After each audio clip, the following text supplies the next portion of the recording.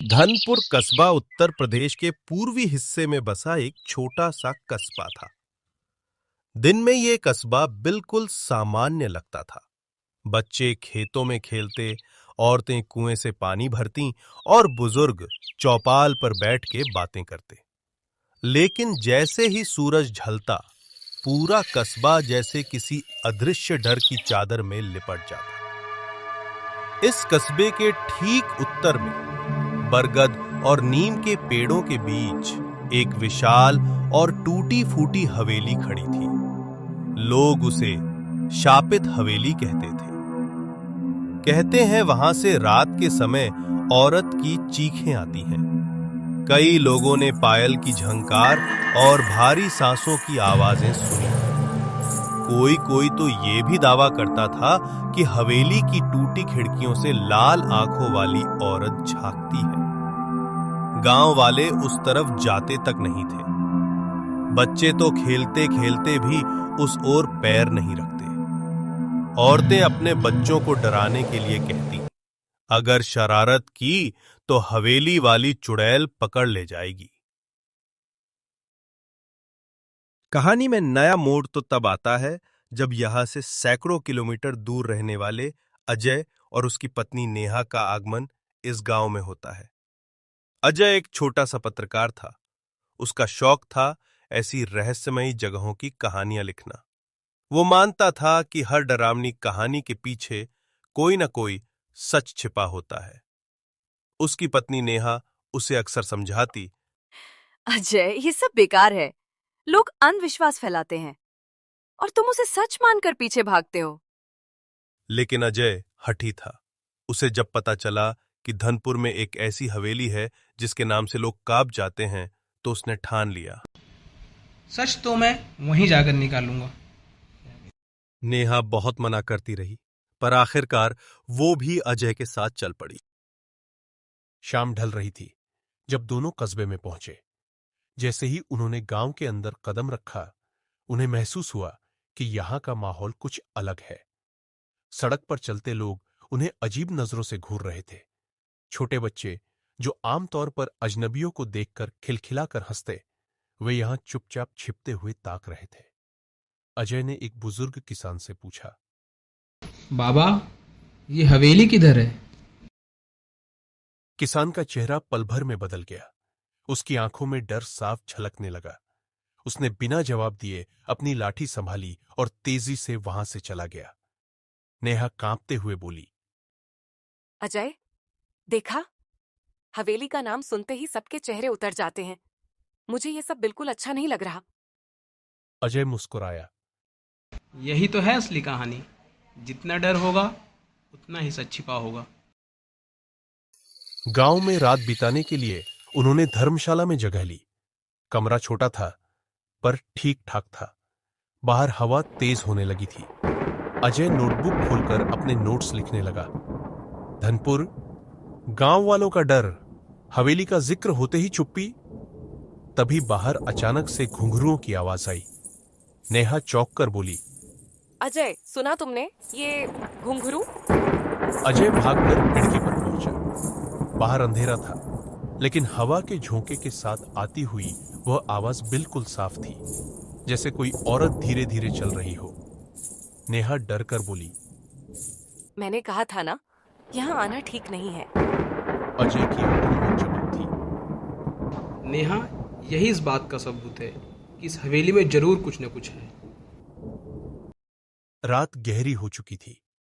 अजय बैठ के आगे क्या करना है ये सोच रहा था, और नेहा सोने की कोशिश कर रही थी। तेज बारिश की वजह से खिड़की से ठंडी हवा आ रही थी। नेहा खिड़की बंद करने गई, तभी उसे लगा जैसे कोई अदृश्य हाथ उसका हाथ पकड़ रहा हो। अजय! नेहा चीख पड़ी। अजय दौड़कर उसके पास आया। क्या हुआ? नेहा की सांसें तेज थीं। अभी किसी ने मेरा हाथ पकड़ा। अजय ने खिड़की के बाहर झांका। वहां बस अंधेरा था और पुराने पेड़ों की डालियां हिल रही थीं। लेकिन पेड़ के पीछे से उसे एक पल के लिए सफेद साड़ी पहने एक औरत की परछाई दिखाई दी। वो परछाई धीरे धीरे गायब हो गई। अजय का दिल तेजी से धड़कने लगा। ये ये सबूत है। यहाँ सचमुच कुछ है। नेहा कांप रही थी, अजय, मैं अब और यहाँ नहीं रुक सकती। लेकिन अजय ने ठान लिया था। कल हम हवेली में चलेंगे। सुबह होते ही अजय और नेहा हवेली की ओर चल पड़े, लेकिन वहां पहुंचते पहुंचते रात हो गई। हवेली दूर से ही डरावनी लग रही थी। ऊंची ऊंची दीवारें टूटी फूटी थी, खिड़कियों के शीशे चटक चुके थे, दीवारों पर कई और बेलें उगी हुई थी। नेहा डर से पीछे हट गई। अजय ने मुस्कुराते हुए चलो अंदर चलते हैं। नेहा ने कहा। अजय, अब रात भी हो चुकी है। रात में जाना सही नहीं होगा। चलो वापस चलते हैं। अजय ने कहा। नहीं, अब जब यहाँ तक आ ही गए हैं तो अंदर भी चलते हैं। वे दोनों अंदर गए। हवेली का आंगन वीरान था। दीवारों पर पुराने तेल के दियों के काले धब्बे थे। लगता था जैसे यहां कभी पूजा अर्चना होती रही हो। लेकिन सबसे अजीब था, वहां से आती अगरबत्ती और जले हुए घी की गंध। नेहा ने कहा। ये कैसी गंध है? यहाँ तो कोई रहता भी नहीं। अजय का माथा सोच से सिकुड़ गया। यही तो रहस्य है। तभी अचानक ऊपर की मंजिल से पायल की झंकार सुनाई दी। दोनों के पैर जम गए। नेहा ने कांपते हुए कोई ऊपर है। अजय ने डर को निगलते हुए कहा। हाँ, चलकर देखते हैं। सीढ़ियां चढ़ते समय उनकी सांसें तेज हो रही थी। ऊपर जाते ही उन्होंने देखा, दीवार पर एक औरत की परछाई हिल रही है। नेहा की चीख निकल गई। अजय! अजय का कैमरा हाथ से गिर पड़ा। वो परछाई धीरे धीरे गायब हो गई। चारों तरफ सन्नाटा था, लेकिन हवेली की हवा और भारी हो चुकी थी, जैसे कोई अदृश्य शक्ति उनकी हर हरकत देख रही हो। हवेली से निकलकर दोनों सीधे धर्मशाला लौटे। नेहा चुप थी, उसका चेहरा पीला पड़ चुका था। अजय ने नोटबुक में लिखा। हवेली के अंदर वो परछाई किसकी थी? रहस्य गहराता जा रहा है। तभी एक बूढ़ा आदमी अंदर आया घर के। उसने लंबा कुर्ता, सफेद धोती और माथे पर तिलक। उसकी आंखों में अनुभव और गहराई झलक रही थी। बेटा, मैं पंडित रामस्वरूप हूं। सुना है तुम हवेली गए थे? अजय ने चौंक कर कहा। हाँ पंडित जी, लेकिन आपको कैसे पता चला? पंडित ने गंभीर स्वर में कहा। धनपुर में हवेली में कदम रखने वाले की खबर खुद हवेली देती है। नेहा डर गई। क्या मतलब? पंडित ने कमरे के अंदर बैठते हुए कहा। मैं तुम्हें इस हवेली का सच बताने आया हूं। पंडित रामस्वरूप ने आंखें बंद की और गहरी सांस ली। सालों पहले ये हवेली खुशियों का महल थी। यहां राजा विक्रम सिंह रहते थे, अपनी बेटी राजकुमारी सुरभि के साथ। सुरभि गांव वालों से बहुत प्यार करती थी। वो दयालु थी, सुंदर थी और गांव की शान थी। लेकिन उसकी जिंदगी खुशहाल नहीं रही। राजकुमारी की शादी तय हुई थी एक राजकुमार से, लेकिन शादी की रात कुछ भयानक हुआ। पंडित रुके, उनकी आंखों में आंसू भर आए। नेहा ने पूछा। क्या हुआ था?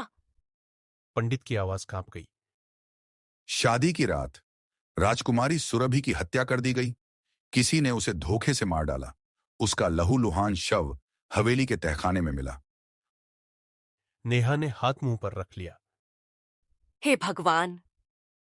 पंडित ने आगे कहा। मरते वक्त राजकुमारी ने हवेली और पूरे गांव को शाप दिया। उसने कहा था, जब तक मेरी आत्मा को इंसाफ नहीं मिलेगा, तब तक ये हवेली खून पीती रहेगी, कोई सूखी नहीं रहेगा। तब से उसकी आत्मा हर रात हवेली में भटकती है। उसकी पायल की आवाज, उसकी चीखें, सब उसी की हैं। पंडित की बात खत्म ही हुई थी कि नेहा अचानक सिहर उठी। उसकी आंखें लाल हो गईं। उसके होंठ अपने आप हिलने लगे। उसने धीमे लेकिन भारी स्वर में कहा। सच, अभी पूरा नहीं सुना तुमने। अजय और पंडित दोनों ने हैरानी से उसे देखा। नेहा अचानक चीख पड़ी। मुझे इंसाफ चाहिए। खून से लथपथ सच्चाई, मुझे मुक्ति दो। अजय घबरा कर बोला। नेहा, ये क्या हो रहा है? पंडित रामस्वरूप ने कांपते हुए कहा। ये ये सुरभि की आत्मा है। उसने तुम्हारी पत्नी को जकड़ लिया है। सुबह जब नेहा उठी तो उसे पिछली रात की कोई बात याद नहीं थी। अजय चुपचाप उसे देखता रहा। उसने तय किया कि सारा सच नेहा को नहीं बताएगा, वरना वह टूट जाएगी। लेकिन दिन ढलते ही अजीब घटनाएं शुरू हो गई। आईने में नेहा का चेहरा कभी किसी दूसरी औरत जैसा दिखता, रसोई में बर्तनों से खून टपकने लगता, और हर शाम हवेली की ओर से वही पायल की आवाज सुनाई देती। नेहा धीरे धीरे कमजोर होने लगी। उसका चेहरा पीला पड़ गया था और आंखों के नीचे गहरे काले घेरे। अजय ने गांव के बुजुर्ग पंडित रामस्वरूप को बुलाया। पंडित ने आते ही दरवाजे पर गंगाजल छिड़का और कहा, बेटा, ये साधारण आत्मा नहीं है। ये किसी अधूरी दुल्हन की पीड़ा है। ये अपनी कहानी सुनाकर ही जाएगी। अजय ने घबराकर पूछा। लेकिन पंडित जी, मेरी पत्नी। पंडित ने गंभीर आवाज में कहा, ये किसी अधूरी दुल्हन की पीड़ा है। ये अपनी कहानी सुनाकर ही जाएगी। अगर हमने समय रहते आत्मा की बात न सुनी तो नेहा का शरीर हमेशा के लिए उसका घर बन जाएगा। उस रात नेहा अचानक जोर जोर से हंसने लगी। उसकी आवाज बिल्कुल बदल चुकी थी, भारी, डरावती हुई। उसने अजय की ओर देखा और कहा, तुम्हें लगता है कि तुम मुझे रोक लोगे? मैं सुरभि हूं, इस हवेली की राजकुमारी। मुझे मेरी मौत का हिसाब चाहिए। अजय थोड़ी देर रहा। अब उसे साफ हो गया कि नेहा पर सुरभि की आत्मा का कब्जा हो चुका है। सुरभि नेहा के शरीर से बोलते हुए बोली, कल आधी रात को हवेली आना, तहखाने में, तभी जानोगे कि सच क्या है। यह कहकर नेहा बेहोश होकर गिर पड़ी। अजय पूरी रात सो नहीं पाया। उसकी आंखों के सामने बार बार सुरभि की खून से सनी छवि आती रही। अब उसके सामने दो ही रास्ते थे, या तो वह भाग जाए और अपनी पत्नी को खो दे, या फिर हवेली के अंधेरे तहखाने में उतरकर उस भूतिया रहस्य को सुलझाए। अजय ने तय कर लिया था कि अब वह भागेगा नहीं। हर रात नेहा की हालत बिगड़ रही थी। कभी वह अचानक नींद में उठकर हवेली की ओर चल देती, कभी उसकी आंखें बदलकर सुरभि की तरह बोलने लगती। उस रात अजय ने पंडित जी से कहा, अगर आज मैं हवेली में नहीं गया तो शायद मैं हमेशा के लिए अपनी पत्नी को खो दूंगा। पंडित जी ने उसे रक्षा सूत्र और गीता की एक छोटी प्रति दी। बोले, बेटा, यह सिर्फ तेरी हिम्मत की परीक्षा है। आत्माएं बुरी नहीं होती, वे सिर्फ अधूरी होती हैं। अजय कांपते दिल से लालटेन और रस्सी लेकर हवेली में घुसा। जैसे ही उसने दहलीज पार की, हवेली की दीवारें चरमराने लगी, मानो कोई जीवित शरीर दर्द से तड़प रहा हो। हवेली के भीतर जाते ही उसे हवा बर्फ जैसी ठंडी लगी। दीवारों पर जाले, टूटी मूर्तियां और जमीन पर सड़ी लकड़ियां बिखरी थी, पर उसकी नजर बार बार तहखाने की ओर खींच रही थी। तहखाने का दरवाजा आधा टूटा था। अजय ने उसे खोला तो अंदर अंधेरा और बदबू का सैलाब उमड़ पड़ा। लालटेन की लौ कांप उठी। अचानक एक भारी आवाज गूंजी, तू आ ही गया, मैं तेरा इंतजार कर रही थी। नेहा वहां खड़ी थी, पर उसकी आंखें बिल्कुल लाल थी और होठों से वही आवाज निकल रही थी जो इंसान की नहीं थी। सुरभि की आत्मा ने अजय को अपने जीवन की कहानी सुनाई। मैं ही इस हवेली की असली दुल्हन थी। मेरी शादी इसी आंगन में हुई थी, लेकिन मेरे अपने पति और उसके लालची रिश्तेदारों ने मिलकर मुझे जहर दे दिया। उन्होंने मुझे इसी तहखाने में तड़पा तड़पा कर मारा और मेरे गहने बांट लिए। मेरा शरीर मिट्टी में मिल गया, पर मेरी आत्मा आज तक तड़प रही है। हर साल जब कोई नई दुल्हन इस हवेली से गुजरती है, मेरा दर्द जाग उठता है। तुम्हारी पत्नी, उसकी मासूमियत ने मुझे अपनी याद दिला दी। अब मैं उसे नहीं छोड़ूंगी।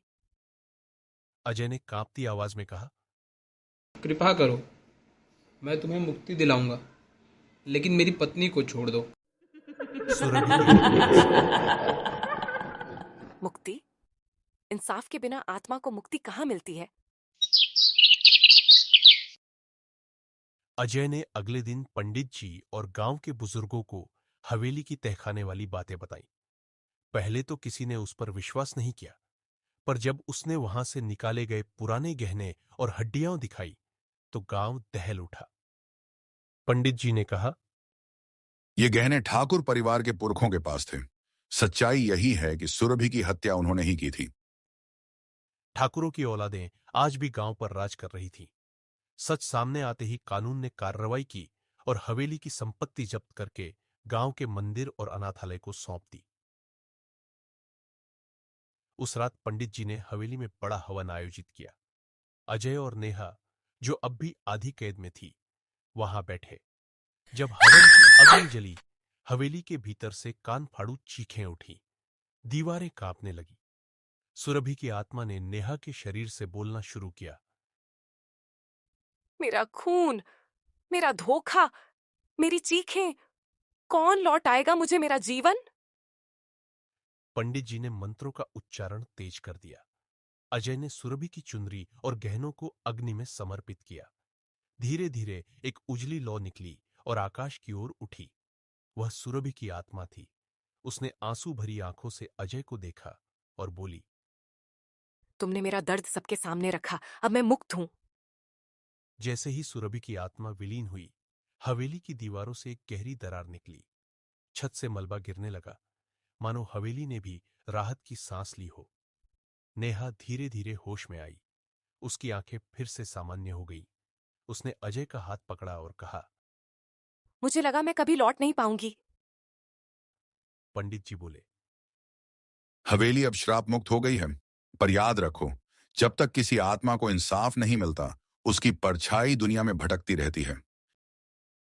सुरभि के इंसाफ के बाद गांव का माहौल बदल गया। ठाकुर परिवार का आतंक खत्म हो गया। हवेली की जमीन पर मंदिर और स्कूल बनने लगे। गांव वाले अब हवेली से नहीं डरते थे, लेकिन अमावस्या की रात कभी कभी हवेली की टूटी खिड़कियों से हल्की रोशनी और पायल की आवाज सुनाई देती थी। लोग कहते थे, यह सुरभि नहीं, बल्कि उसका आशीर्वाद है। वह अपनी हवेली छोड़कर कहीं और नहीं गई। अजय और नेहा गांव छोड़कर शहर चले गए, पर उनके दिल में हमेशा उस रात की याद बनी रही। अजय को एहसास हुआ कि प्यार सिर्फ अपने साथी को बचाना नहीं होता, बल्कि दूसरों के दर्द को भी समझना होता है। नेहा अक्सर कहती, अगर सुरभि जैसी और आत्माएं कहीं अटकी होंगी, तो क्या उन्हें भी इंसाफ मिलेगा? अजय चुप हो जाता, लेकिन भीतर से उसने निश्चय किया कि अगर कभी फिर ऐसी आत्मा मिली, तो वह उसकी मदद जरूर करेगा। यह कहानी सिर्फ भूत प्रेत की नहीं, बल्कि इंसाफ और अधूरे रिश्तों की भी है। इंसान के पाप और लालच उसकी पीढ़ियों तक असर डालते हैं, और जब तक सच्चाई सामने नहीं आती, आत्माएं चैन नहीं पा सकती। कहानी यहां खत्म होती है, लेकिन हवेली अब भी खड़ी है। टूटे खिड़कियों से झांकता चांद, जंगली बेलों से ढकी दीवारें और खंडहर में गूंजती पायल की धुन। शायद सुरभि मुक्त हो गई हो, लेकिन उसकी यादें हवेली की ईंटों में कैद है, और जो भी उस हवेली के पास जाता है, उसे महसूस होता है कि कोई अदृश्य आंखें उसे देख रही है।